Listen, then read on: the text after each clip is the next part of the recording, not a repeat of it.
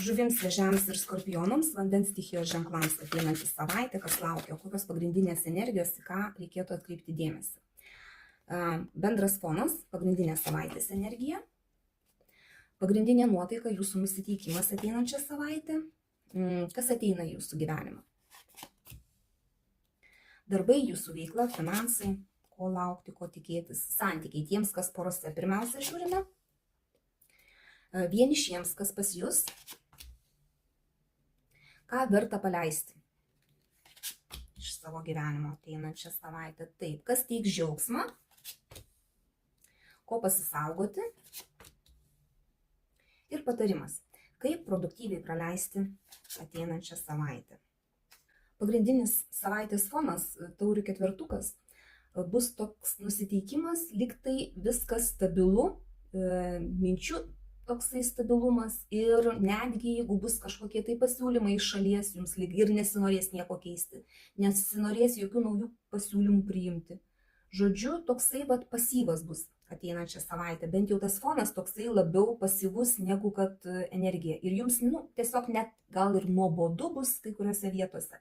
Nors vidinis nusiteikimas, sakyčiau, toksai kardų karalius, tai noras bus šaltai apgalvoti visą savaitę, galbūt kažkokius tai strateginius planus kurti, galbūt kažkurioje tai vietoje susitvarkyti dokumentus, pasižiūrėti įstatymą, pasinagrinėti galbūt kažkurias tai vietas, susidėti taškus ant į, įsinešti aiškumo kažkokio, galbūt netgi ir planą kažkokį tai susikurti, bet apgalvojant strategiškai. Bet tas vidinis toks nusiteikimas bus. Ramiai, be jokio lėkimo, skubėjimo, šalta, blaivia galva, apgalvoti savo reikalus kažkokius, tai apgalvoti savo, kad ir savaitę, kad ir ką jūs ten darytumėt. Tas toksai vidinis nusiteikimas bus, tokia nuotaika bus. Kas ateina į jūsų gyvenimą? Mėnulio arkanas. Gali ateiti pas kai kuriuos baimė, pas kai kuriuos kažkoks tai neaiškumas, kažkokia lyg nuojauta sakys, kad kažko jūs ten viduj kažkas kirba, kažkas neaišku ir tas toksai neaiškumas ir ateina į jūsų gyvenimą. Kai kuriems gali, mergaitės, galite sužinoti, kad laukiatės. Irgi gali būti tas, kad kol kas jūs dar to net nejaučiat, bet bus toksai kaip, tiesiog. Ir čia reikia prisiminti tai, kad klausykite savo intuicijos, neskubėkite, nelėkite, apgalvokite. Daug dalykų jūs nematote kol kas todėl, kad mėnulio šviesoje ne viskas ryšku ir ne viskas ryškiai matoma ir daug dalykų mes matome šešėlius, nematome to tikro veido.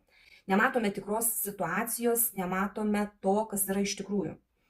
Todėl čia labai svarbu neskubėti ir nebijoti, gal tiek neįsileisti savo gyvenimą baimių per daug. Tas toksai netikrumas ir klausyti savo vidinio balso, intuicijos, tai yra labai svarbu. Darbai jūsų veikla, čia viskas yra gerai. Tiek kolektyve, kas dirbate, tiek su klientais, jeigu dirbate, irgi gražus, ramus santykiai, žodžiu, vienas kitą palaikote, jeigu dirbate dideliam kolektyve, tai irgi vienas kitą palaikote, draugystė kažkokia, tai galite švęsti kažkokias tai šventės kartu, ar ten kažkokius pasisėdėjimus organizuoti kartu. Šeima gali palaikyti, šeimos nariai, jūsų veikloje kažkokioje. Su finansais irgi viskas taip kaip ir neblogai. Ir tiems, kas ieškote naujo darbo, irgi gali padėti draugai, pažįstami, žmonės, kurie užsiema tą pačią veiklą, galbūt reikia informacijos, ją gausite. Žodžiu, čia tiesiog toksai gražus arkanas jūsų veiklai. Santykiai tiems, kas porose.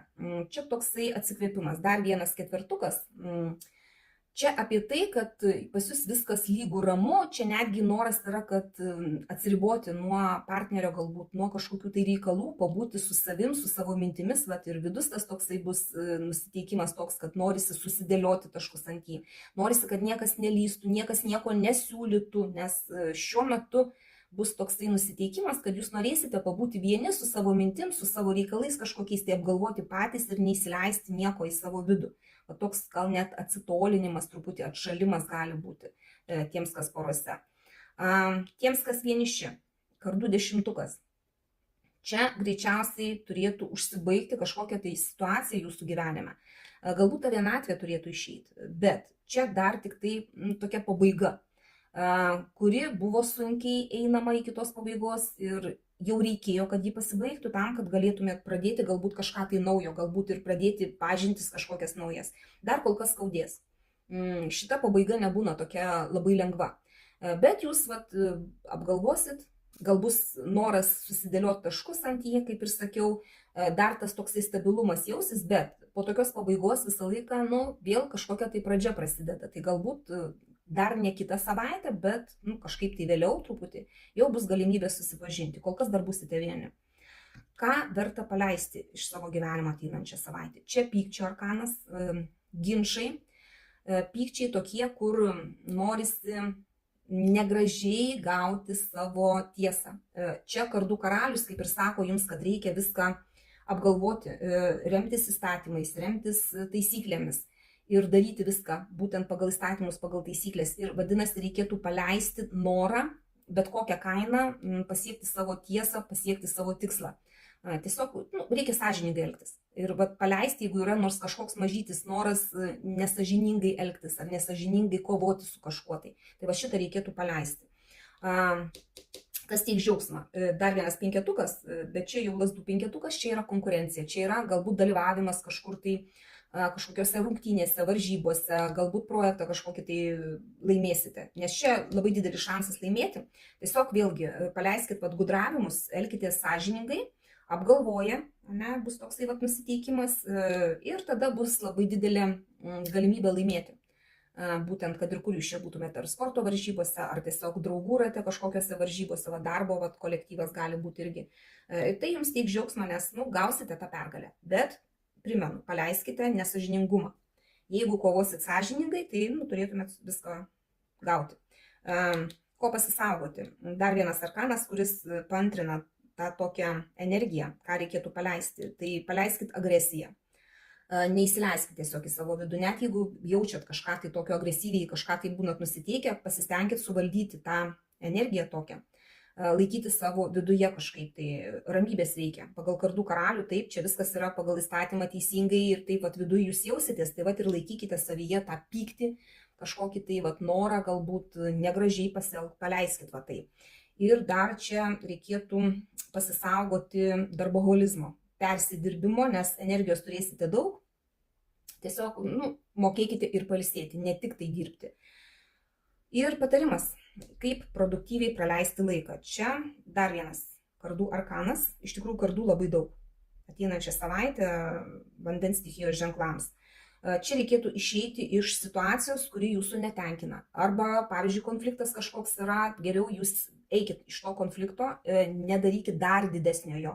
Net jeigu jūs ir norite teisingai pasielgti, galbūt kažkokia tai situacija verčiau pabėgti iš tos situacijos, negu kad eiti į ją ir dar didesnį daryti konfliktą iš to.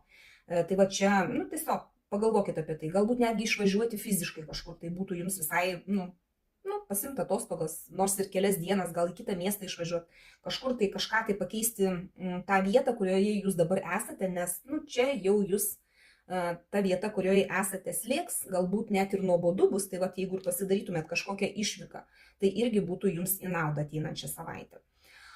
Šiaip paimkite tik tai, kas rezonuoja, visą kitą paleiskite, visada tą primenu. Ir man labai įdomi jūsų nuomonė.